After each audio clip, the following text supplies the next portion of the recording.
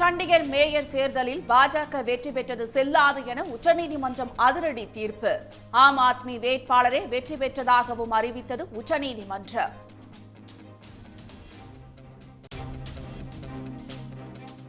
Chandigarh mayor தேர்தலில் தில்லுமுல்லு வேலையில் ஈடுபட்ட தேர்தல் அதிகாரி குற்றவாளியாக அறிவிப்பு. செல்லாது என அறிவிக்கப்பட்ட 8 வாக்குகள் செல்லும் என்று அறிவித்து உச்சநீதிமன்றம் அதிரடி தீர்ப்பு.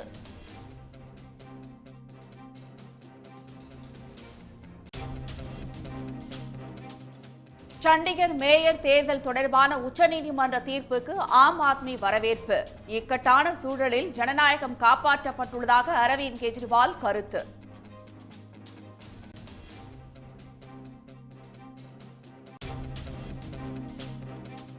பாஜகவின் தேர்தல் சூழ்ச்சிகள் முறியடிக்கப்பட்டுள்ளதாக மல்லிகார்ஜுன கார்கே விமர்சனம். சண்டிகர் மேயர் தேர்தல் தில்லுமுல்லு பின்னணியில் பிரதமர் மோடி இருப்பதாக ராகுல் காந்தி குற்றச்சாட்டு.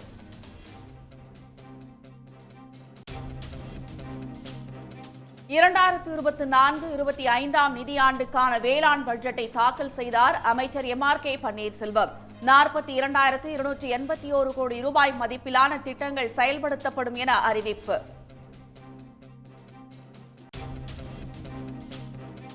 வரும் நிதியாண்டில் 16,500 கோடி ரூபாய் கூட்டுறவு பயிர்க்கடன் வழங்க இலக்கு. உணவு மானியத்திற்கு 10,500 கோடி ரூபாய் நிதி ஒதுக்கீடு.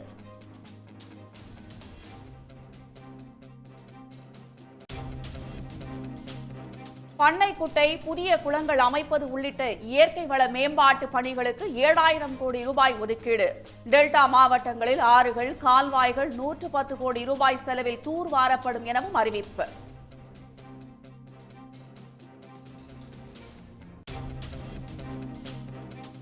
திமுக அரசு உழவர் பெருமக்களை உயிராக நினைப்பதை வேளாண் பட்ஜெட் உணர்த்துகிறது. உழவர்களின் மேன்மைக்கான அனைத்து திட்டங்களையும் தீட்டியிருப்பதாக முதலமைச்சர் மு.க. ஸ்டாலின் பெருமிதம்.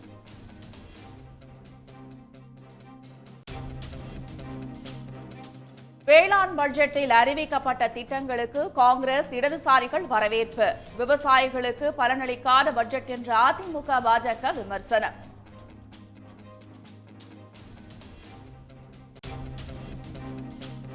இலங்கை மற்றும் ஒன்றிய அரசை கண்டித்து ராமேஸ்வரம் மீனவர்கள் பேரணி. வாழ்வாதார பிரச்சினையில் பாஜக அரசு அலட்சியம் காட்டுவதாக குற்றச்சாட்டு.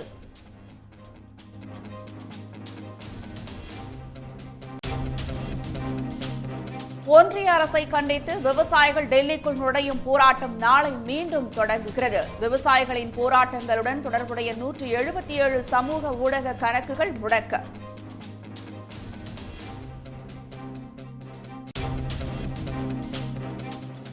நடிகையும் பாஜக நிர்வாகியுமான ஜெயலட்சுமி மோசடி வழக்கில் கைது. பாடலாசிரியர் ஸ்நேகன் அளித்த புகாரில் போலீசார் நடவடிக்கை. கூவத்தூர் விவகாரத்தில் தம்மை தொடர்புபடுத்தி பேசியதற்கு நடிகை த்ரிஷா கடும் கண்டனம். அதிமுக முன்னாள் நிர்வாகி மீது சட்ட நடவடிக்கை எடுக்கப்படும் என்று உறுதி.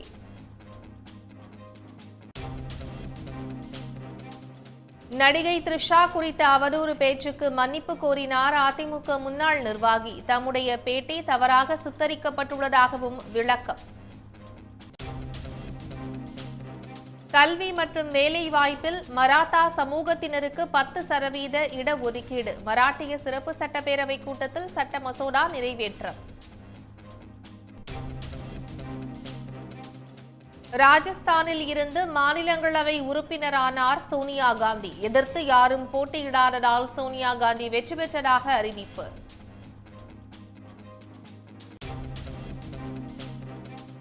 ஜம்மு காஷ்மீரில் கட்டப்பட்டுள்ள புதிய எய்ம்ஸ் மருத்துவமனையை திறந்து வைத்தார் பிரதமர் மோடி. 32,000 கோடி ரூபாய் மதிப்பிலான பல்வேறு திட்டப் பணிகளையும் தொடங்கி வைத்தார்.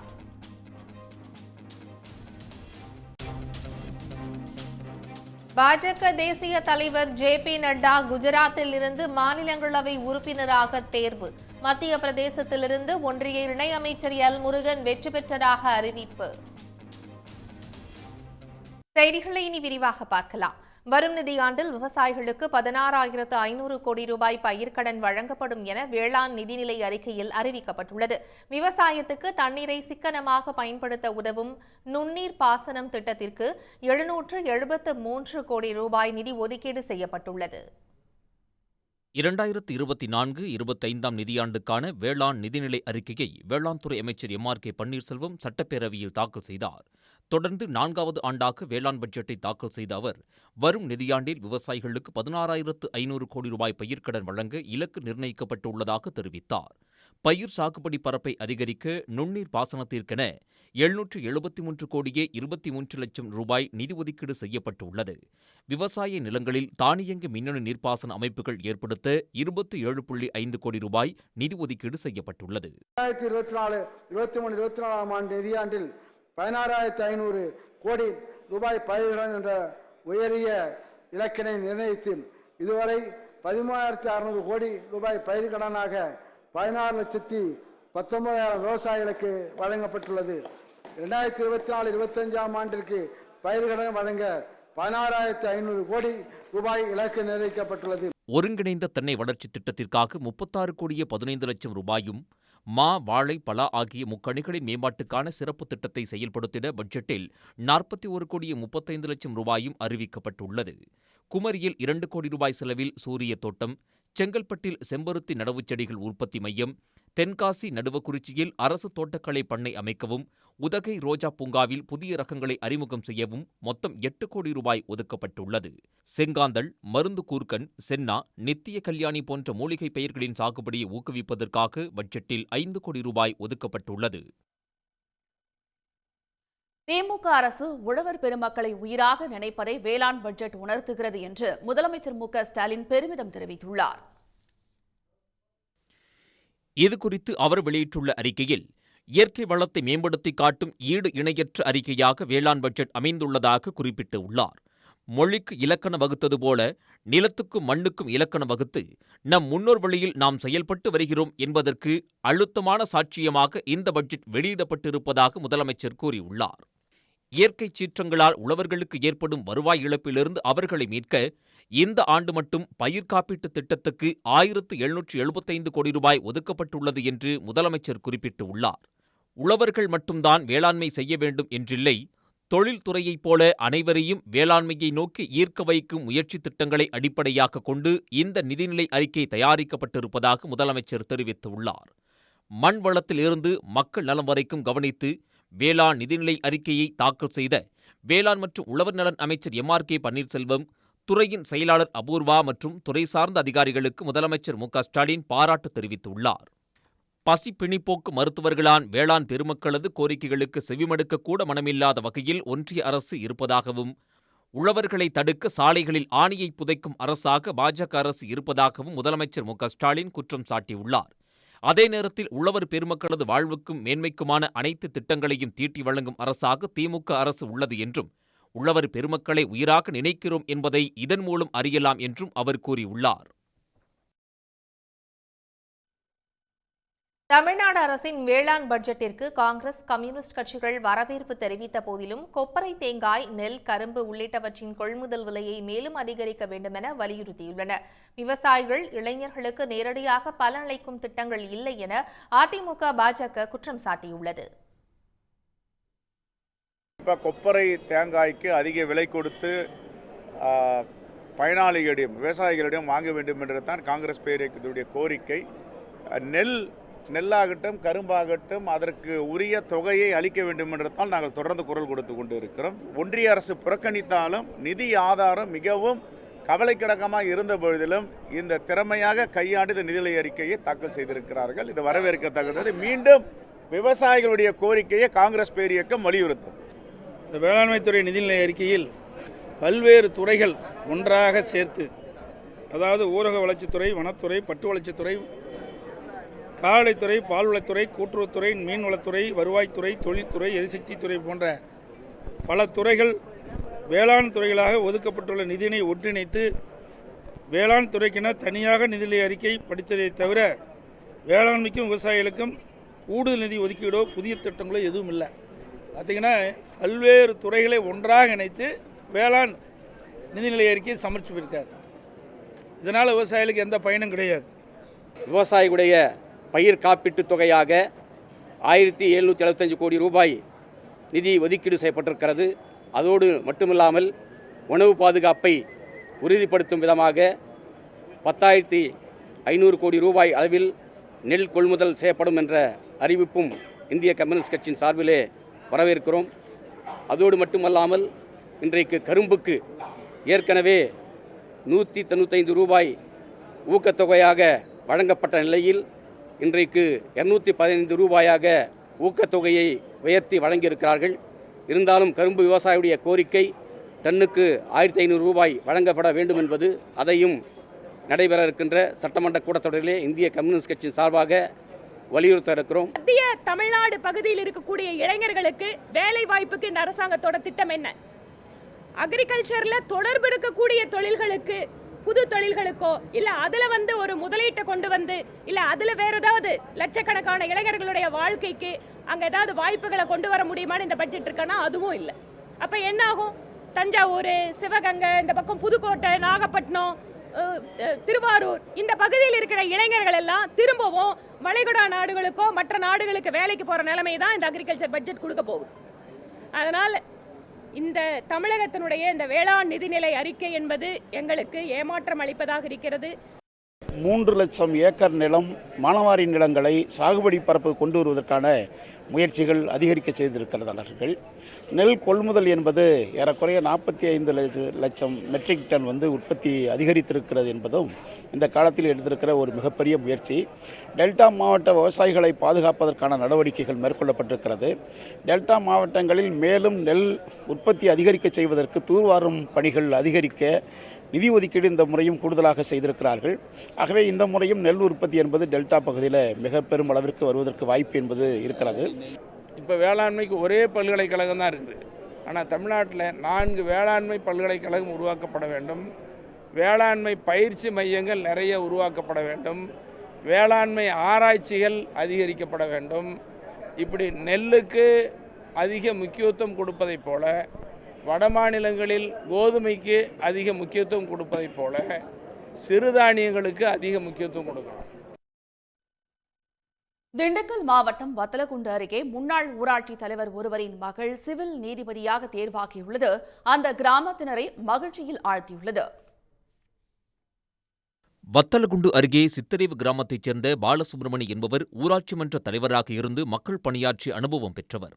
அவரது மகள் திவ்யா கடந்த 2 ஆண்டுகளுக்கு முன்பு சட்டப்படிப்பை முடித்துவிட்டு சிவில் நீதிபதி தேர்வுள்ளதி அதில் தேர்ச்சி பெற்றுள்ளார். மக்களின் கடைசி நம்பிக்கையே நீதித்துறைதான் என கூறியுள்ள திவ்யா, நேர்மையாகவும் திறமையாகவும் பணியாற்றுவேன் என தெரிவித்துள்ளார். நான் பிராக்டிஸ் போய் ஃபர்ஸ்ட் அட்டெம்ப்ட்ல கிளியர் பண்ணி இருக்கிறது ரொம்ப சந்தோஷமா இருக்கு.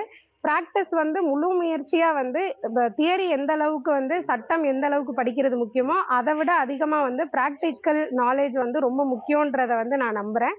ஸோ அதனால தான் எனக்கு இந்த வெற்றி கிடைச்சிருக்குன்றத நான் சொல்லிக்கிறேன். ஜூனியர் அட்வொகேட்ஸ்க்கு சீனியர் அட்வொகேட்ஸ் ஃபுல் லிபர்ட்டி கொடுத்து நம்பி அவங்கள கேஸ் நடத்த விட்டாங்கன்னா அவங்களுக்கு அது இன்னமும் ஒரு பெரிய ஒரு ஊக்குவித்தலா இருக்குன்றத நான் நினைக்கிறேன். இதேபோல கள்ளக்குறிச்சி மாவட்டம் திருக்கோவிலூரைச் சேர்ந்த அனிஸ் ஃபாத்திமா தனது தந்தையின் கனவை நிறைவேற்றும் வகையில் சிவில் நீதிபதியாகியுள்ளதாக மகிழ்ச்சி தெரிவித்துள்ளார். அலாவுதீன் அபிதா தம்பதிக்கு 3 பெண் பிள்ளைகள் உள்ள நிலையில் 2வது மகள் தற்போது நீதிபதியாக தேர்வாகியுள்ளார். எந்த பயிற்சி வகுப்புகளுக்கும் செல்லவில்லை என கூறும் அனிஸ் ஃபாத்திமா, சார்பு நீதிபதியாக உள்ள தனது சித்தப்பா தனக்கு வழிகாட்டியதாக தெரிவித்தார். படிக்கணும், ஜட்ஜ் ஆகணும் அப்படிங்கிறது எங்க அப்பாவோட ஆசை. ஸோ அதுக்காக தான் நான் என்னால் முடிஞ்ச ஹார்ட் ஒர்க் நான் போட்டேன். ஸோ போட்டு செலக்ட் ஆனேன். அது மட்டும் இல்லாமல் என்னோட school teachers, college teachers, professors எல்லாருமே என்னை ரொம்ப என்கரேஜ் பண்ணாங்க, நீ படிக்கணும் அப்படின்னு சொல்லிட்டு. அதனால நான் அவங்களோட என்கரேஜ்மெண்ட்டும் எனக்கு ரொம்ப ஹெல்ப் பண்ணுச்சு. ப்ளஸ் எங்கள் சித்தப்பா சப்ஜெக்டாக இப்போ திருவண்ணாமலையில் இருக்கிறாங்க. அவங்களும் எனக்கு நிறைய கைடன்ஸ் கொடுத்தாங்க. சிவில் நீதிபதி தேர்வில் தேர்ச்சி பெற்றவர்களில் ஏராளமான பெண்களும் சாதித்து நீதி தேவதைகளாக வலம் வருகின்றனர். ஏழை மற்றும் நடுத்தர குடும்பங்களிலிருந்து சிவில் நீதிபதிகளாக தேர்வானவர்களுக்கு வாழ்த்துகள் குவிந்து வருகின்றன. இலங்கை மற்றும் ஒன்றிய அரசுக்கு எதிராக ராமேஸ்வரம் மீனவர்கள் நடத்திய பேரணி தற்காலிகமாக நிறுத்தி வைக்கப்பட்டுள்ளது. கோரிக்கைகளை நிறைவேற்றாவிட்டால் 22ஆம் தேதி மீண்டும் பேரணி தொடங்கும் என்று மீனவர்கள் தெரிவித்துள்ளனர். இலங்கை கடற்படையால் சிறைப்பிடிக்கப்பட்டு சமீபத்தில் சிறை தண்டனை அறிவிக்கப்பட்ட மீனவர்களை விடுவிக்க கோரி ராமேஸ்வர மீனவர்கள் 3வது நாளாக வேலைநிறுத்த போராட்டத்தில் ஈடுபட்டனர். இலங்கை மற்றும் ஒன்றிய அரசை கண்டித்து போராட்டத்தில் ஈடுபட்டுள்ள மீனவர்கள் இன்று மாவட்ட ஆட்சியர் அலுவலகம் நோக்கி பேரணி செல்ல அழைப்பு விடுத்திருந்தனர். அதன்படி நடைபெற்ற போராட்டத்தில் ஆயிரக்கணக்கான மீனவர்கள் கையில் பதாகைகளை ஏந்தி முழக்கங்களை எழுப்பியவாறு ராமேஸ்வரத்திலிருந்து ராமநாதபுரம் மாவட்ட ஆட்சியர் அலுவலகத்தை நோக்கி பேரணியாகச் சென்றனர். போலீசார் அவர்களை தடுத்து நிறுத்தியதால் பரபரப்பு நிலவியது. மத்திய அரசே நீதிக்கான நடைபெறும், நீதிக்கான நிறுவனம், நீதி கேட்டு நடைபெறும், நீதி கேட்டு நடைபெறும், மீனவனை மீட்க நடைபெறும், மீனவனை மீட்க நடைபெறும், மீனவனுக்கு பாதுகாப்பு கேட்டு நடைபெறும்.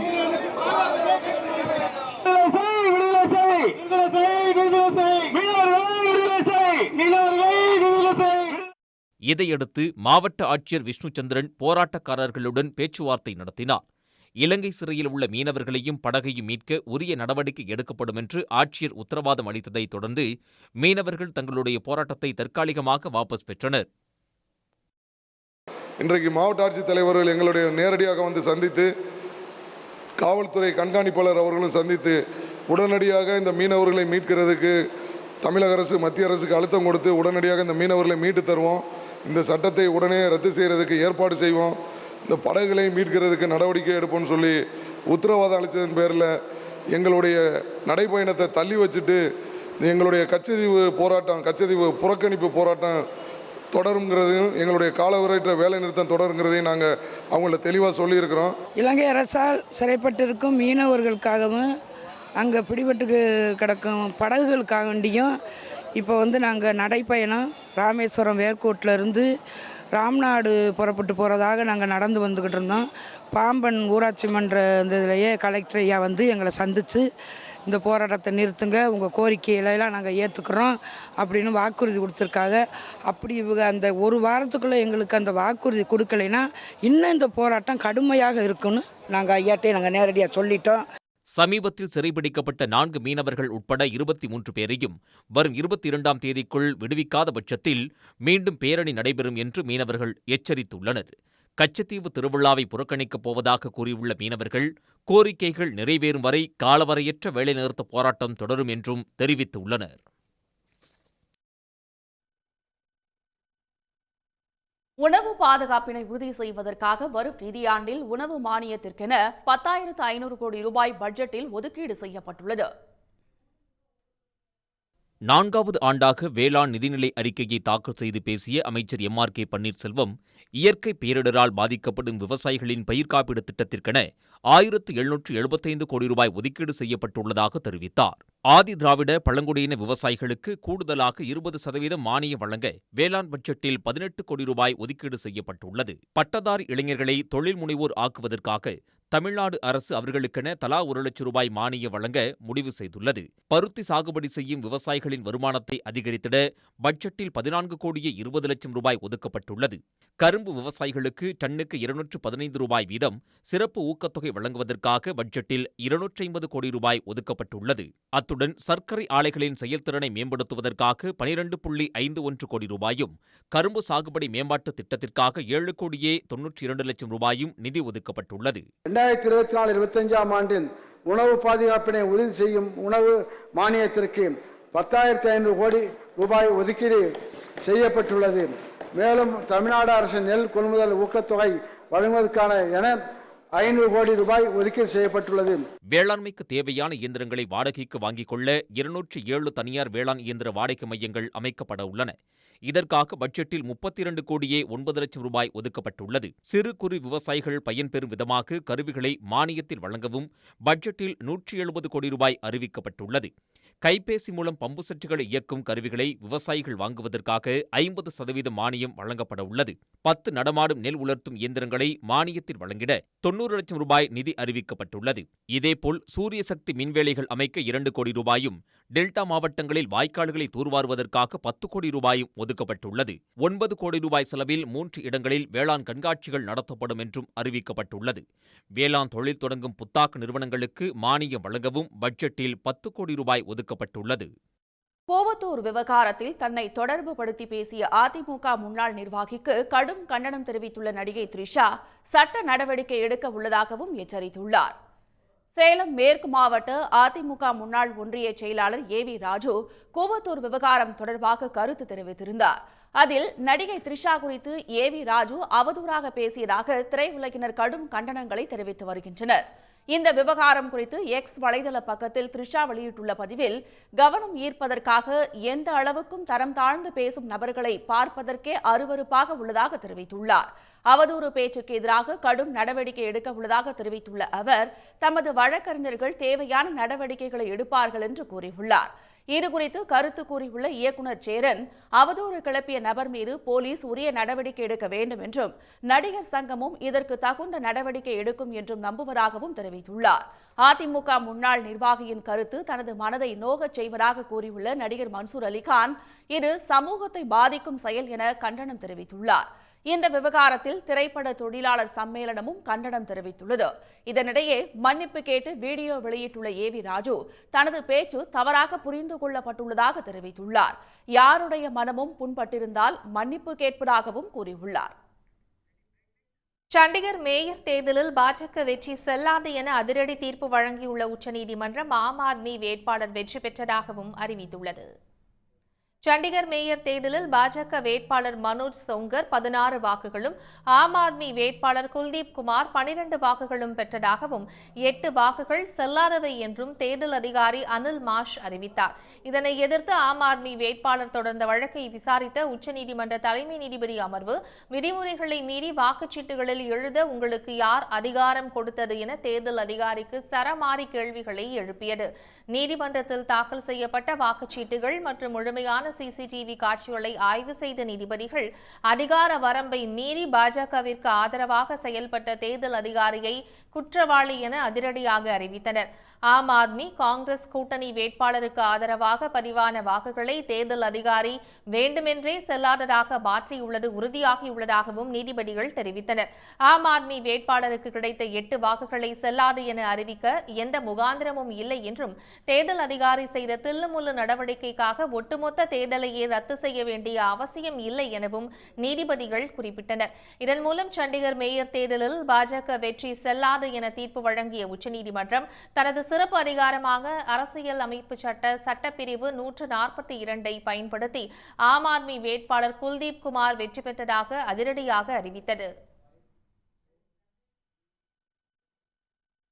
சண்டிகர் தேர்தல் தொடர்பான உச்சநீதிமன்றத்தின் அதிரடி தீர்ப்புக்கு வரவேற்பு தெரிவித்துள்ள ஆம் ஆத்மி, காங்கிரஸ் உள்ளிட்ட கட்சிகள் இது பாஜகவிற்கான எச்சரிக்கை என விமர்சித்துள்ளன.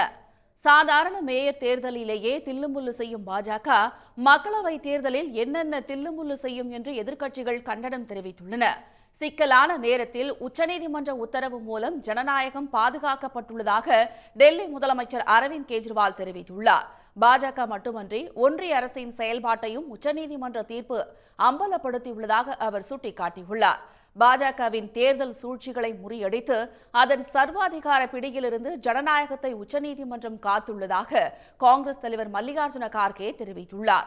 சண்டிகர் மேயர் தேர்தலில் நடந்த தில்லுமுல்லுவின் பின்னணியில் பிரதமர் மோடி உள்ளதாக காங்கிரஸ் எம்பி ராகுல் காந்தி பகிரங்கமாக குற்றம் சாட்டியுள்ளார். பாஜகவின் ஜனநாயக படுகொலை உச்சநீதிமன்ற தீர்ப்பின் மூலம் வெளிவந்துள்ளதாக கூறியுள்ள ராகுல், பிரதமர் மோடிக்கு கண்டனம் தெரிவித்துள்ளார். மக்கள் நீதி மய்யத்தின் 7ஆம் ஆண்டு தொடக்க விழாவில் நாடாளுமன்ற தேர்தல் தொடர்பாக அக்கட்சி தலைவர் கமல்ஹாசன் முக்கிய அறிவிப்பு வெளியிட வாய்ப்பு இருப்பதாக தகவல் வெளியாகியுள்ளது. சென்னை ஆழ்வார்பேட்டையில் உள்ள மக்கள் நீதி மய்யத்தின் தலைமை அலுவலகத்தில் அக்கட்சியின் 7ஆம் ஆண்டு தொடக்க விழா நாளை நடைபெறுகிறது. கட்சி அலுவலகத்தில் உள்ள கொடிக்கம்பத்தில் கமல்ஹாசன் நாளை கொடியேற்றி தொண்டர்களிடையே உரையாற்ற உள்ளார். எனவே இந்த விழாவில் கட்சியின் அனைத்து பொறுப்புகளிலும் உள்ள நிர்வாகிகள் அவசியம் கலந்து கொள்ள வேண்டும் என்று அறிவுறுத்தப்பட்டுள்ளது. இந்நிலையில் கட்சியின் முக்கிய பொறுப்பாளர்களிடம் கமல்ஹாசன் காணொலி வாயிலாக ஆலோசனை நடத்தினார். மக்களவைத் தேர்தலில் திமுக கூட்டணியில் மக்கள் நீதி மய்யம் போட்டியிட உள்ளதாக கூறப்படுகிறது. ஆனால் இதுவரை எந்தவொரு பேச்சுவார்த்தை கூட்டத்திலும் அக்கட்சி பங்கேற்கவில்லை. அதே நேரத்தில் அமெரிக்காவிலிருந்து சென்னை திரும்பிய கமல்ஹாசன் 2 நாட்களில் நல்ல செய்தியோடு உங்களை சந்திக்கிறேன் என்று கூறியிருந்தார். அதன்படி நாளை நடைபெறவுள்ள கட்சியின் 7ஆம் ஆண்டு தொடக்க விழாவில் மக்களவைத் தேர்தல் தொடர்பான முக்கிய அறிவிப்பை அவர் வெளியிடுவார் என எதிர்பார்க்கப்படுகிறது. முன்னாள் முதலமைச்சர் ஜெயலலிதா மீதான சொத்து குவிப்பு வழக்கில் பறிமுதல் செய்யப்பட்ட தங்கம், வைரம், வைடூரிய நகைகளை தமிழ்நாடு அரசிடம் ஒப்படைக்குமாறு கர்நாடக அரசுக்கு பெங்களூரு சிறப்பு நீதிமன்றம் உத்தரவிட்டுள்ளது. சொத்து குவிப்பு வழக்கில் குற்றவாளிகளாக அறிவிக்கப்பட்டவர்கள் தங்கள் தண்டனையை அனுபவித்து முடிந்த நிலையில் ஏற்கனவே பறிமுதல் செய்யப்பட்ட விலையுயர்ந்த பொருட்கள் கர்நாடக அரசின் கட்டுப்பாட்டில் அம்மாநில கருவூலத்தில் கடந்த 10 ஆண்டுகளாக வைக்கப்பட்டுள்ளன. இவற்றை ஏலம் விட ஆணையிடக் கோரி பெங்களூருவைச் சேர்ந்த நரசிம்மமூர்த்தி என்ற சமூக ஆர்வலர் சிறப்பு நீதிமன்றத்தில் பொதுநல வழக்கை தொடர்ந்திருந்தார். இந்த வழக்கில் விசாரணை நடைபெற்று வரும் நிலையில் வழக்கில் தொடர்புடைய நிலங்கள் குறித்த விவரங்களை லஞ்ச ஒழிப்புத்துறை ஏற்கனவே அறிக்கையாக தாக்கல் செய்துவிட்டது. ஜனவரி 22ஆம் தேதி இந்த வழக்கில் மீண்டும் விசாரணை நடைபெற்றபோது நகைகளை தமிழ்நாடு அரசிடம் ஒப்படைக்குமாறும் வழக்கு செலவுக்காக 5 கோடி ரூபாயை தமிழ்நாடு அரசு கர்நாடக அரசுக்கு வழங்க வேண்டும் எனவும் நீதிபதி மோகன் ஆணையிட்டிருந்தார். இந்த வழக்கில் நேற்று மீண்டும் விசாரணை நடைபெற்றபோது ஜெயலலிதாவின் தங்கம், வெள்ளி, வைரம், வைடூரிய நகைகளை மார்ச் 6 மற்றும் 7 ஆகிய தேதிகளில் தமிழ்நாடு உள்துறை செயலாளரிடம் நேரில் ஒப்படைக்குமாறு கர்நாடக அரசுக்கு நீதிபதி உத்தரவிட்டார். அன்றைய தினங்களில் போதிய பாதுகாப்பை உறுதி செய்ய வேண்டும் எனவும் நீதிபதி ஆணையிட்டுள்ளார். காவிரி, வைகை, குண்டாறு இணைப்பு திட்டத்திற்கு தடை விதிக்க உச்சநீதிமன்றம் மறுத்துவிட்டது. காவிரி விவகாரத்தில் தமிழகத்திற்கு உரிய பங்கை தர மறுக்கும் கர்நாடகா காவிரியின் குறுக்கே மேகதாதுவில் அணை கட்டவும் நடவடிக்கை மேற்கொண்டு வருகிறது. இதற்கு தமிழகம் கடும் எதிர்ப்பு தெரிவித்து வரும் நிலையில் காவிரி, வைகை, குண்டாறு இணைப்பு திட்டத்திற்கு தடை கோரி கர்நாடக அரசு உச்சநீதிமன்றத்தை நாடியது. காவிரி நடுவர் மன்ற தீர்ப்பின்படி தமிழகத்திற்கு ஒதுக்கப்பட்ட தண்ணீரின் அளவை விட கூடுதலாக எடுத்துக்கொள்ள உரிமை கிடையாது என்று தெரிவித்துள்ள கர்நாடகா, எனவே காவிரி, வைகை, குண்டாறு இணைப்பு திட்டத்தை செயல்படுத்த தமிழகத்திற்கு அனுமதி வழங்கக்கூடாது என வாதிட்டது.